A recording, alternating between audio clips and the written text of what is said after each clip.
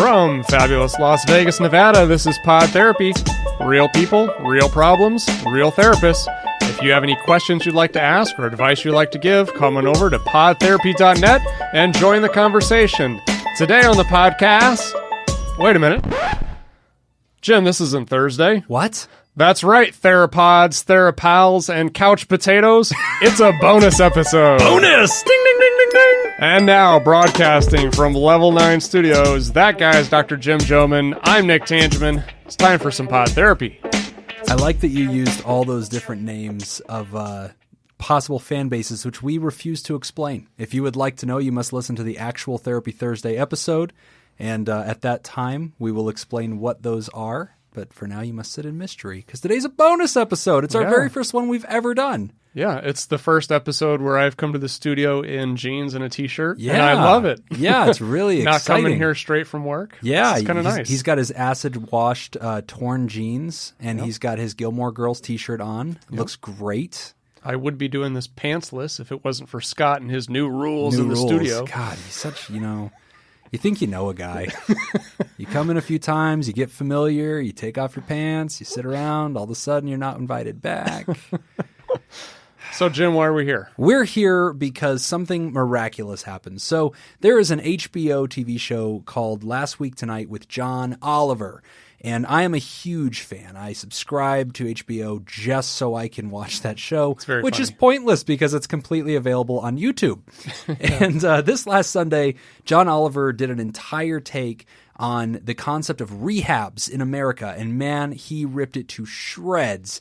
And for Nick and I, as two guys that you may remember work at a rehab, it was good at times, vindicating at times, and also at times we're like, hey, you jackass, like, I need to know, you hold on there a second, fella, like, I need to tell you about that. So we realized, wow, it is never going to happen again that somebody with actual talent and popularity says anything that has to do with our lives, that we would in any way have anything relevant to contribute to. So we decided, let's not waste that opportunity. We wanted to do a rapid response bonus episode, and so we are going to be talking about the John Oliver show. So here's the deal. We actually have the clips lined up that we want to talk about, but if you just want to watch the whole segment in its entirety, go on YouTube and just type in John Oliver Rehab. Just type that in, and it's going to be the first clip you see. It's an entire 20-minute bit about rehab. We've split it up into a few different pieces, and we're going to be taking a look at it and ripping it to shreds, and good things, bad things, qualifying it. So everybody's going to learn something today, Nick. Overall, I thought it was really good. It was hilarious. It was funny. It was very funny, and it for me, some parts were kind of hard to watch because it's like it taps into some of the frustrations that I have. Yes, about rehab facilities. I think so. And there was a part of me that kind of bristled at points because he's knocking it so much, and I'm like, somebody's watching this who's like addicted, or somebody's watching this who needs the help, and I don't want you to discourage them away from it. So I thought, you know what, there's a lot of folks that enjoy the wonkiness of this. They enjoy the conversation. Nick and I are two guys that actually work in a real-life luxury rehab in fabulous Las Vegas. Who better than to stand up to the great John Oliver and laugh at his jokes, but then tell him where he's wrong? Probably a lot of other people. Yeah, but they don't. But they don't have podcasts. They don't have podcasts. So very cool. So we will go ahead and kick it off, and let's start with the very first clip. Roll it away, Scott. So tonight, let's look at what rehab is and why the industry is so troubled. And let's begin with the fact that rehab should never be seen as a quick fix. It's often just the first step in a lifetime of recovery. Yet many operators make huge claims about their success rate. Take Passages in Malibu. The father and son who run it make some pretty big promises about what they can do for you. When you send patients home, what do you say to them? You're cured. Totally cured. 100%. You will never use drugs and alcohol again. Right. Your dependency has been cured. Have a wonderful life. Bullshit! For a start, there is no way when patients leave, this arsehole doesn't say ciao. There is no fucking way that sound doesn't come out of his lips. But it's not just Passages. Lots of rehabs feel free to make suspiciously impressive claims, as one researcher found out. We called inpatient programs and asked them what their success rate was. And the lowest rate we got quoted was 80%. You know, I do know that about 80% of the clients who have come in here are now sober long term. We've had about an 80% success rate here at 180. And then we would ask, and on what data do you base that? And no one had any data. They had no hard data to back up their claims. And at that point, why even stop at 80%? Why not say you have a 140% success rate? For every 10 people that come into our facility, 14 emerge completely sober. Where did those extra 4 people come from? We have no idea. That's how good we are. And that's the thing. Rehab success rates are often based on self-reported statistics, involving them simply calling former clients. And those results can be problematic, as a man who's participated in one of those studies can tell you. They call you up, and they ask how you're doing, and you just lie. I mean, I just said, yeah, I'm fine, but I was drinking. I mean, it's crazy. But I was embarrassed to say, I didn't stay sober. So I'm glad that was a good clip to start on, because that was one thing that kind of bothered me too. When we start talking about success rates, it becomes very difficult. I've been the executive director of a treatment program, clinical director. I've had pretty much every job there is to have in addictions treatment, and that is definitely one of the number one questions. Well, what's your success rate? Yeah. And it's so hard to answer because, well, how do you define success? Right. Because for me, I'll kind of explain my philosophy. So the last treatment center that I worked at was with adolescents. And for a lot of those adolescents, we were their first experience in treatment. So when people ask, well, what is your success rate? I'd have to say, well, first, let me tell you what I define as success. Right. You have to start with that. What I define as success when working with an adolescent is that we establish a good relationship and we have rapport with the teen. And that's huge. Yeah. Because we have to understand that we're working with a chronically relapsing condition. Yeah. So I want their first experience in treatment to be good. Right. So that later on down the road, when they run into problems and they feel like they need to go back, if they had a good first experience, they are more likely to get back into treatment faster. The amount of time between a relapse to when somebody seeks treatment, the longer that time period is, the more lethal it is. Right, exactly. So it's all about establishing rapport. Now, obviously, I don't want our clients to relapse. No. I hope I never see them again. But that's the nature of the disease. And that's one of the ththings where John, he's picking on this, and he's right.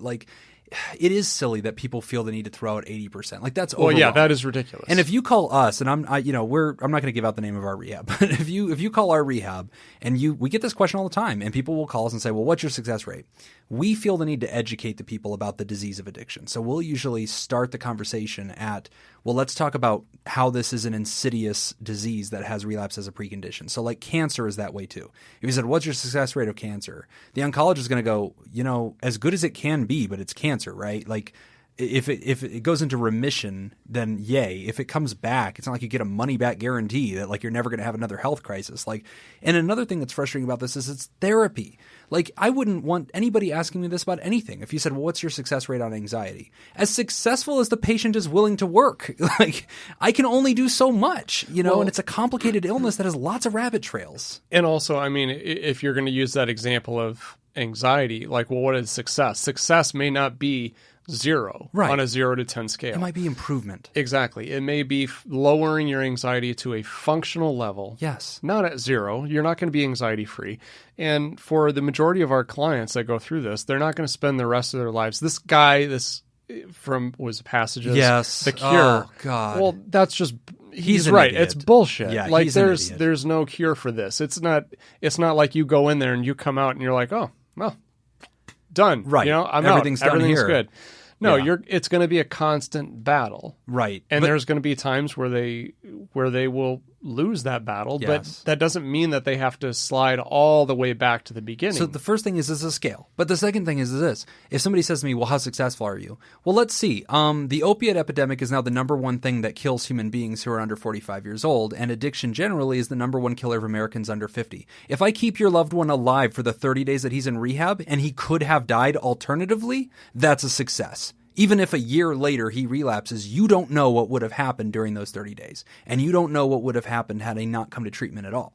So that's where it's really frustrating, is because, like, if you want a percentage, it's hard for me to quantify that very human and complex illness that only recently even got covered by insurance. We don't have 30 years of data to produce for you anything. It's too new of an industry, and it's too dangerous anyway. So it's hard to even say. Right. Now, there was some research that was done in Massachusetts, and if I either A, had more time to prepare for this, or B, was a good podcaster, I would have actually cited the study and have a reference for you. Also, this is not the first time our audience is like, hey, here's Nick talking about a study that he can't name. Yeah. He doesn't know the authors of, and he's vaguely familiar with the results. So you're just going to have to take it on faith that I know what I'm talking about. Yeah. So there was a study that was done back in Massachusetts, and what they did was they looked at compliance for patients' compliance with doctors' orders. And they broke this down into 4 different categories, and they were patients that had a heart attack. Let's see, the second one was diabetes. Third one was addiction, and I can't remember the fourth one. But this was a longitudinal study. So they followed these people over a long period of time. And what they found was that the compliance rate for all 4 of them was about 40 to 60%. They varied. Each condition varied. But as far as somebody gets a heart attack, do they follow the doctor's orders? They will 40 to 60% of the time. Okay. Regardless of, so it's compliance. So when you compare compliance in addiction to every other condition, it follows right in line with everything else. If you follow along with what we told you to do, you will be more successful. But it's so hard to grade success, because the last thing he said in the clip was he demonstrated how we as providers will generally try to qualify our own success, which is we have no other choice than to call the person like 30, 60, 96 months later and ask them, hey, John Doe, it's me. Are you doing okay, man? How's it going? And in the clip, it's like, ha, ha, ha, I just lied to them. And it's like, okay, so you just found a guy who relapsed, was incompliant, and then lied about it, and you're blaming us for not having the data. He lied to us. And it's like, how are we supposed to get better data than that to prove to you that there's efficacy? Lives that don't end in death by addiction is our best proof. And I think that has to speak for itself. Right. Yeah, that's a good point. And I can't blame the person for lying about it. Right. Like I lie to my doctor all the time. Right. Yeah. My dentist still thinks I floss. Yeah. We're just lying to each other now. Yeah. He just nods his head. He's like, sure you did, Jim. Yeah. So I don't know. It is what it is. It is what it is. But for the listener, that very first voice you heard, that kid from Passages, that was filmed in 2007.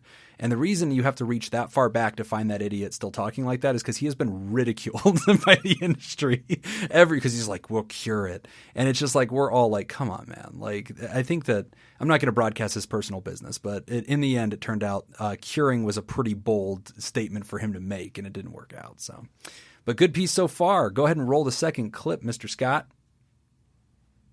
And look, for all those claims of success, it is very hard to know exactly what you're getting at any given rehab. You might get the traditional 12-step based approach, which undoubtedly works for some, although most experts argue that there should also be consistent access to other newer treatments like certain behavioural therapies or medications like these. But rehabs are not required to offer those. And because a rehab can essentially be whatever its proprietor says it is, that means they can frame almost anything as treatment. For instance, many high-end rehabs offer something called equine therapy. And again, if people respond to that, that's great. But there is no empirical evidence that as a treatment for addiction, it works, which means some people who paid a high price for it can end up having this experience. They had, like, the whole equine thing. I mean, you go and fucking pet horses. What is petting horses gonna do for me? It didn't do to a goddamn thing. I don't even fucking like horses. Okay. So, first of all, I absolutely love that guy. Second of all, he's completely right. Horses can go straight to hell. Why do we even need them anymore? Oh, sure, you could ride one somewhere, or you could just drive a car, which is like a horse, except it can play music and it doesn't constantly shit everywhere. You're an idiot, Patches. An idiot. Valid point. Now, one of the places One of the places that offers equine therapy is Cliffside, the place from the ad that you saw earlier. Now, a month of treatment there costs tens of thousands of dollars, and its founder, Richard Tate, gets a little defensive when asked if it's worth that price. Listen, $73,000 sounds like a lot of money, but if you go to the Four Seasons for 30 days, okay, that's going to be 40 grand. Right. Okay, what did you get? Was there any life-changing thing going on there? Everything that we've done here is mindful. It only seems like horseshit to people that don't know better. But you don't have to know better, bro, because your life didn't depend on it. You didn't go through it. Okay, calm down, bro. Besides, you're being a little unfair to the Four Seasons. Plenty of life-changing things happened there. Just last year, Jaden Smith claimed that the one in Toronto spiked his pancakes with cheese after kicking him out of his room. And if a handful of Canadians tricking an evicted child millionaire with undisclosed ricotta isn't a life-changing thing, I guess I don't know what is anymore. And $73,000 for 30 days does sound like a lot of money, because it is a lot of money. Yeah, that I like that clip a lot. So, a couple of unpacks there. First, he talks about types of treatment, and he says, some places use 12-step, some people use the equine therapy, and you couldn't see this because, we're doing this radio style, but he also put some detox meds up on the screen. So, Subutex, naltrexone, things that people will take to help them get rid of cravings or to, manage their withdrawal symptoms from stopping to using the drugs. And so his point is, hey, there's no one class of this is what everybody does. What he fails to point out, though, is that there is such a thing as best practices. And the way that all medical industries govern is by the consensus of what the research and the science says. And he never once, and I don't want to spill the results here of all the other clips we're going to go over, he never once points out that there is ASAM, the association, or what is it, the addiction... American Society of Addictive Medicine. Yes, there's an entire body that does research, puts out best practices, addiction medicine. And these guys give us the dimensions, the 6 dimensions that we use to classify. They are the industry standards. And we also have things like JCO that come in and require that at the kernel, at the core of what we do, we have these basic standards that we're using cognitive behavioral therapies, that we're using evidence-based practices. Now, some people throw in horses and crap, or they might have a dog in there, but it's a misrepresentation to say that's what we're banking everything on. Yeah, it is a little misrepresentation. And I think the other thing too is that keep in mind, when a lot of these places, unless you're doing out of pocket and you are creating a treatment program specifically designed for the wealthiest people who can just throw out 70 grand out of their own pocket, you're likely billing insurance. Yes. And insurance will look for any reason they can to not pay you. Exactly. So one of the things, when you submit to insurance, and you have to do this sometimes every 3 to 4 days to get 3 or 4 more days, they grill you about everything. And so they want to see evidence-based practices. They want to see something that you're using. And if you aren't demonstrating it, they're not going to pay it. Okay, so here's something the listener probably doesn't know. Unless you also are a healthcare provider out there, here's what it's like to actually do this for a living. So you go out to meet with your patient, you do things at them, right? You do therapy, you guide them through stuff, and you're doing hard work. Then you have to pull over to the sideline every couple of days, and you have to contact the insurance, and you have to explain to them verbally everything that you are doing. You have to assess the client through all these different measures and instruments and show them data that says, here's the progress we're making or not making, and here's why I'm asking you to let me keep helping this person. Even though it is a life and death illness, even though if they walk out that door, they will put a needle in their arm and die, the insurance requires us and wrings us out to just demand and beg for any amount of help that we're allowed to provide these people. And they're constantly scrutinizing everything we do. We can't say, oh, we pet a horse today, ha ha ha. That'll never work. And I don't think anybody's billing for petting the horse. Petting the horse is their little activity that they get as a treat if they did a good job and they're participating in the program. Well, yeah, most places, I don't think you can bill for equine therapy. I think most places, if you're utilizing equine therapy, that is kind of an added bonus to what you're already doing. And these are the bells and whistles. And some people make fun of us and they'll go, oh, what do you guys do? Because Nick and I run a luxury rehab. So they do yoga. They do massage. We have a gourmet chef that's like on the floor ready to prepare all the meals. And you think, oh my gosh, that's outlandish. No, people have to eat. So every healthcare facility is going to have a chef. I just have a good one. And then, we have massage, we have yoga. But the insurance isn't paying for that, right? And like we have to put those things forward because denial is a big part of addiction, and stubbornness and this resilience to not get treatment. So making it comfortable, making it have these little fun little bells and whistles might save somebody's life. I have had people that came because we allowed them to bring their dog. And like that was meaningful for them and that was special. I'm not billing that as some kind of animal therapy, right? Even though the dog probably has therapeutic value. But it could have saved that person's life to have some kind of extra measure of comfort that gave them the strength to step forward and do something which is extremely uncomfortable and disruptive in your life, man. You're going to go away for 30 to 45 days, stop your life, stop your job, not see your family. That's hard to do. So we put some bells and whistles out there to help people, but everything we do is justified, evidence-based, to the highest standards, and the people that pay us the money don't want to pay us the money. Trust me, we have to prove that we have licensed professionals doing everything that we do. But it's true that like a while ago, the standards were way lower, but the standards have fundamentally changed. You can't even get on insurance anymore unless you have a JCO. Sure.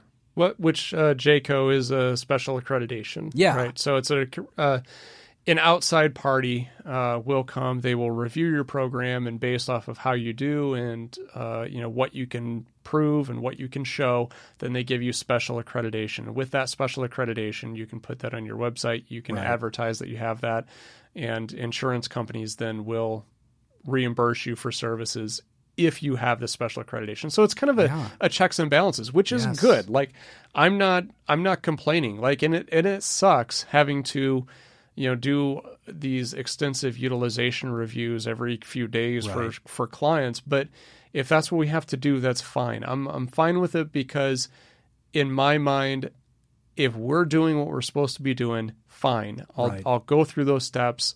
I have no problem justifying what we do and how we do it.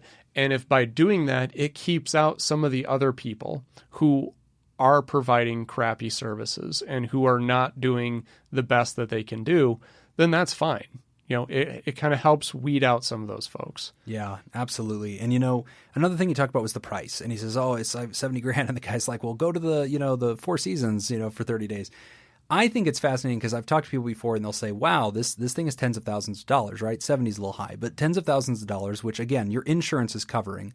And the other thing people have to remember is, okay, pick a healthcare environment, put a medical doctor in there, put round-the-clock 24-hour nurses in there, put master and doctoral level therapists in there who've done years and years of extra work to prepare for this, put 24-hour technicians in there to make sure that you're safe, create a safe environment, now create a way to feed you and get medicine to you and create an entire facility. All right, price it.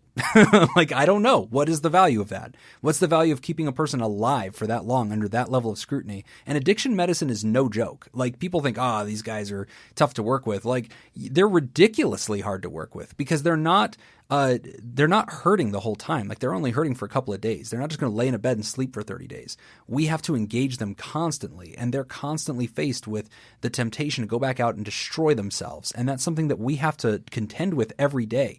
These people are so difficult to work with. Most of them get thrown out of psychiatric hospitals, which are prepared to take on people that, confuse their wife for a hat.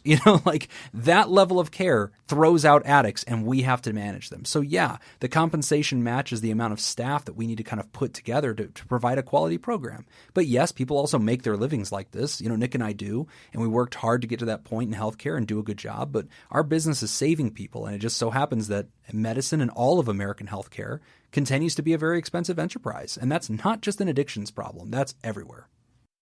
And with money like that to be made just from urine, it is hardly surprising that some operators have gone to extreme lengths to attract patients with insurance, even engaging in something called patient brokering or junkie hunting. Here is how that works. Mercedes Smith, a recovering addict herself, told us sober home operators compete for addicts with good insurance, enticing them with promises of free rent, free food, free cigarettes. We would have to drive around Delray And anybody with like suitcases, we would have to ask them, do you have insurance? Do you have a place you can go? Okay, so in terms of questions to ask people from the window of a moving vehicle, do you have insurance is barely less sinister than would you like some candy or what size of flesh are you? And it gets even grimmer because the truth is there can be more money in a patient relapsing than in them recovering. So at its worst, this system encourages a cycle of admission, relapse, readmission, and relapse again. This cycle even has its own special term. It's called the Florida Shuffle. And if you are not extremely lucky, this is how it ends. In the Florida Shuffle, you go in and out of recovery, in and out of rehab centers, in and out of sober homes, milking the individual for their insurance until that person dies. Man, Florida. Yeah. And this part was kind of the difficult part because obviously I know that this happens. Right. And it's the same as with anything else. Like there are people who are in the game who are honest, sincere, doing this for the right reasons. And then there are people who are not. Right. And unfortunately, we all kind of get lumped into that, and we all pay the price for that. Like the client brokering, which Jim will explain in a second. It's frustrating for me as a clinical director because it's something that I am constantly on the lookout for because Right. I don't want to get involved in that. Right. Like that does bother me, and if I detect that clients are getting paid to be in the program, I got to get them out because I don't want anything to do with that. But it's sad that we have to deal with that. And that's because people took advantage of the system. They abused it. They found a loophole. They found some way to take advantage of people who really need help. And now as a result, we all suffer. You know, when he mentions Delray, Florida is probably the best case study of the addiction industry gone completely wrong. And just people just bought up all these beachside houses. They set up a non-licensed facility. And a lot of them were sober livings. They actually weren't rehabs. But that was an interesting part of the cycle because when somebody graduates our rehab after 30 days, they're not usually prepared to just go live the rest of their life. Like we want them to step down into a lower level of care. And so at our rehab, we offer like that outpatient kind of counseling as well. But a lot of folks will go find a sober living home, which is a safe place for them to live with other people who also are committed to being sober. There's accountability. The staff is there to check on you and make sure you're not using drugs. And that's important because they're trying to rebuild their lives. But as we mentioned earlier, drug addiction, alcohol addiction contains within it the possibility of relapse. We're not surprised if that happens, and we treat it when we see it. And so if somebody's in a sober living and they relapse, what should they do? Should they just go back out and never come back? They should just they kick them out, put them in the streets. Oh, sorry, you smoked pot. Sorry, you drank. Sorry, you used drugs. Get out, never come back. Like, no, your goal is to redirect them into care. But when you bring that client or that person back into care, it creates a loop. And now people are scrutinizing that and saying, well, oh, that's all shady inherently. But of course, if a cancer patient goes into remission, we don't judge that the same way. We say, well, their disease is, getting out of control. Maybe they're not following doctor recommendations. Let's stay with this, right? Let's advocate for health.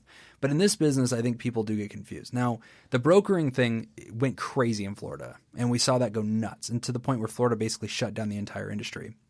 And what that means is it's a revolving door where patient comes in, goes to rehab, gets graduated out, goes to a sober living. And there were shady sober livings that were basically waiting for the person to relapse so they could take them and essentially sell them to a rehab and say, hey, I have this guy that needs some help. How about you kick me some money and I'll make sure that he comes to you? And we call that patient brokering, which is something that's very shady, happens mostly in Florida and California, but unfortunately has tarnished the entire healthcare industry in our sector because there's no other sector of healthcare where people might want to come see you. Right. Like, nobody's like, oh, let me go get dialysis and fake the symptoms so I can get dialysis. Like, that's not a thing. But like in our industry, yeah, it's very comfortable to come here and people want to, but sometimes, they accept a bribe or sometimes somebody else accepts a bribe and sends them over, which is, a travesty. It's not okay. Yeah, it's like I said, it's very frustrating. But what can you do? I mean, like the only thing that we can really do is we can just continue to focus on providing the best service that we can for our folks. Yep. That's it. That's all we can do. And to tell you guys the truth, one of the things I didn't like about this part of the clip was he was shining a light on the ugly underbelly of it, which is fine. But again, my fear is somebody's watching this whose kid is hurting, is addicted to something, whose spouse is addicted to something, or who themselves is addicted to something, and they're choosing not to go get help now because they're like, oh, my suspicions are confirmed. It's all a racket. Well, there's no point. Yeah. And addicts are prone to that kind of thinking. They are very dangerously vulnerable to like conspiratorial, dismissive, treatment-resistant thinking. Right. I was thinking that too. Watching this, I was thinking like, oh man, because this means somebody's going to be watching this and they're like, well, I knew rehab was a bad idea. I can't do it. Yep. See, honey, I shouldn't have to go because it's all a racket. Look at what John Oliver said. And unfortunately, he mischaracterizes it, right? Because like any industry in America, this is the bad part of it. But that's like less than 5% of providers because they're committing felonies. Most people that I know that work in healthcare did not do their entire career, go to school for all those years, pay all those dues, get these medical licenses so they could throw them all away on common felonious bribery charges. Like that's not going to work. And we know it's fraud. Like I've never met a professional who ever did anything like this, but I've heard stories about them, on the news. Right. And it taints the industry, man. And it gives us all a bad name. But, most of us are out there doing the right thing. Yeah, it definitely does. And it can be difficult to find a rehab. To find a good one. And there's, like I said before, there's really good treatment centers. There's really bad ones. And it's not as simple as just looking at, well, let's look at their daily schedule. What's that look like? Right. Because you could be doing the exact same groups. Right. You can be doing everything exactly the same, but it's just kind of the agency's overall philosophy that might be different, completely sets a different tone.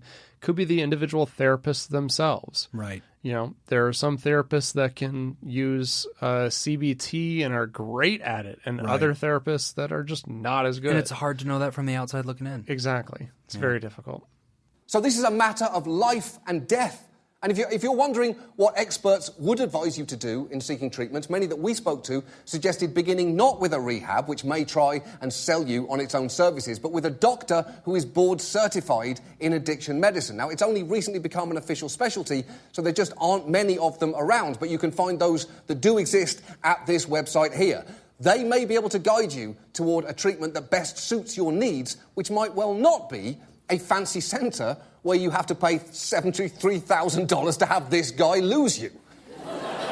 Look, this system clearly badly needs more expertise and oversight. And until then, it may be really important for all of us to understand that at present, the word rehab is so broadly defined as to be close to meaningless. It is honestly barely better defined than the word building. And if someone were to tell you, I have a drug problem, but don't worry, I'm going to building in Florida, you would naturally say, hold on, what building? Where did you find this building? What's happening inside it? Is it a hospital or a Hooters? Or both? Is it a hootspital? What's the proof that it works, and what's the doctor-to-horse ratio like in there? And sadly, right now, it can be way too difficult to get answers to those questions, which is crazy because so much about battling addiction is really hard. Getting clean is hard. Staying clean is hard. But getting good, evidence-based, trustworthy help should be the fucking easy part. And right now, it is way too easy to literally wind up pissing money up a fucking wall. Gosh. So he nails it on this. And, a couple of thoughts. If you are looking to go to a rehab or you're worried about somebody and you want to look at this, I do believe that you should be free to go online. And I encourage that because I think that that's where people can betray themselves.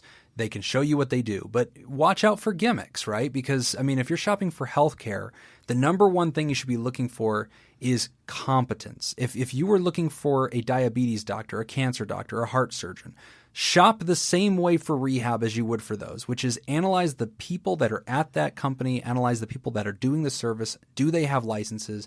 Do they have high standards like a JCO, something that is an outside agency to prove to you that it's very high quality? And, be prepared to look into it. Do your homework. But also, any treatment is probably better than no treatment at all. And so I don't want to see people stall waiting for the perfect thing to come along as an excuse to continue in their addiction. Right. And, we, as Jim said earlier, we kind of have the luxury treatment. Right. That's kind of our model that we're using. But we've both worked in state-run programs. Oh, yeah. And we've seen people get sober there Yep. and get clean and are still clean today. I mean, there's multiple ways that this can be done. There are really good treatment programs that that have that luxury aspect to it, and there are some that don't, but you can get clean either way. I mean, there's good quality in both ends of that. Yeah, I agree. And in the clip, he made a recommendation. He said, go to an addiction certified physician, right? Right. And that should be your director. That should be your navigator. That's always hard for me. I was kind of looking at that too, because Yeah. so I checked out the link. Yeah. And you put in your state, and so I put in Las Vegas, Nevada, which I think there's only 6 or 7. Yeah, it's so rare. Yeah, one of them happens to be our medical. Yeah, director, I figured which he was in cool. there. Yeah. Yeah, but then I also kind of wonder, like, hopefully they have the resources, right? Because if like I'm pretty in tune as far as Las Vegas. I mean, it's as far as the recovery community in Las Vegas, it's pretty small. We all know each other.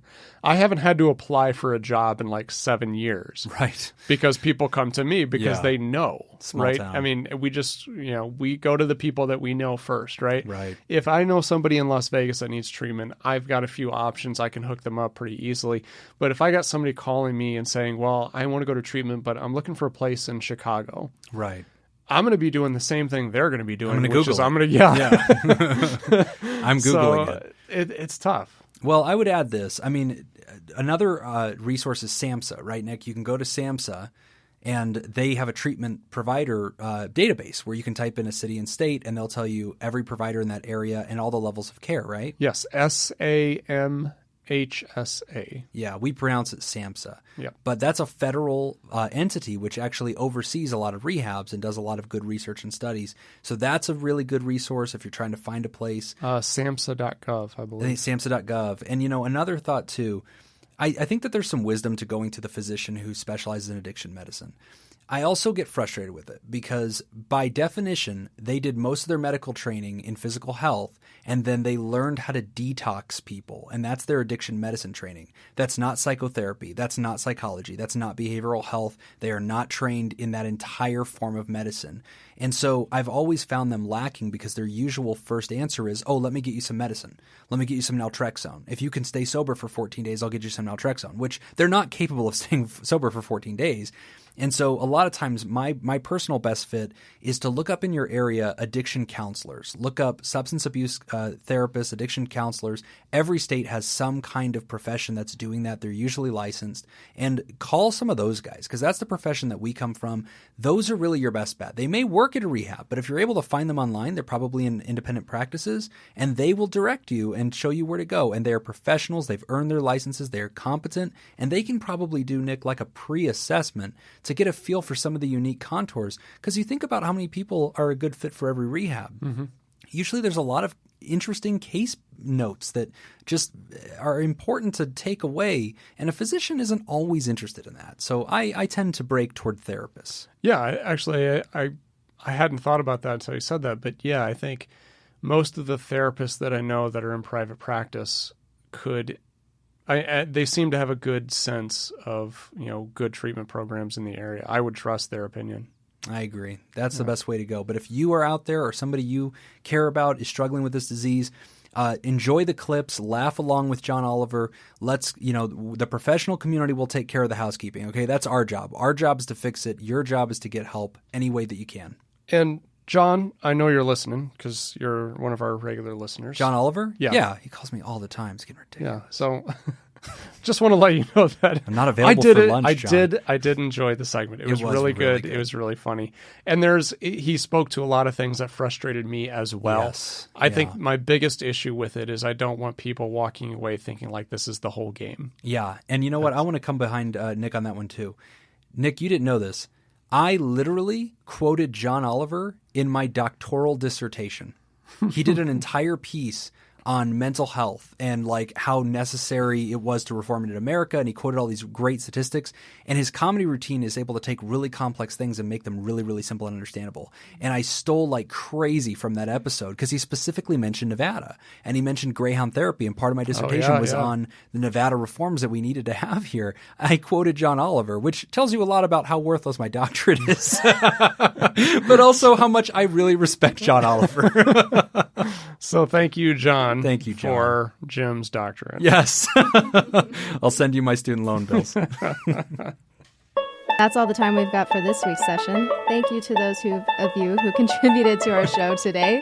We really appreciate it. Remember, pod therapy isn't something you should keep all to yourself. Help us reach others by sharing this episode. You can find us on Facebook at facebook.com/podtherapy or on Twitter at podtherapyguys. Do you want to add your own advice to today's questions? Come on over to podtherapy.net and join the revolution. Oh, I'm Laura Cordova. That's Laura. And I'm Nick. Thanks, everybody, for listening. That was terrible. Yeah, that was. That's a wrap. No more bonuses for us.